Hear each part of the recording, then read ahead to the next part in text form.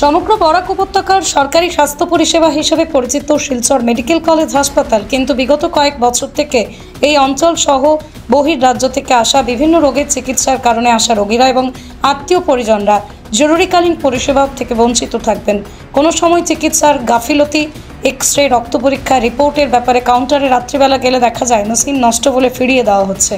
আবার সকালবেলা আবার সেই নষ্ট হওয়া মেশিন পুনরায় চালু হয়ে যায়। কিন্তু প্রশ্ন উঠছে, যেহেতু শিলচর মেডিকেল কলেজ ও হাসপাতালে দিনরাত সব ধরনের পরিষেবা চালু থাকবে, তাহলে কিভাবে রক্ত পরীক্ষা বা রিপোর্টের ক্ষেত্রে এই পরিষেবা বন্ধ থাকে,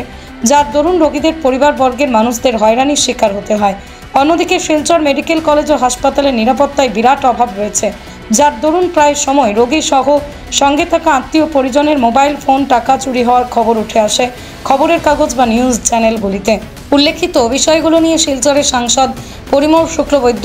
রাজ্যসভার সাংসদ কনাদ পুরকায়স্থ, মন্ত্রী কৌশিক রায়, বিধায়ক দীপায়ন চক্রবর্তী, মেডিকেল কলেজ ও হাসপাতালের প্রিন্সিপাল ডাক্তার ভাস্কর গুপ্ত মহাশয়দের সঙ্গে সঙ্গে ফোনের মাধ্যমে তুলে ধরেন এবং সাংসদ কনাদ পুরকায়স্থ বিষয়টি নিয়ে গুরুত্ব সহকারে কর্তৃপক্ষের সঙ্গে আলোচনা করবেন শিলচর মেডিকেল এবং হাসপাতালে, এমনটাই জানান।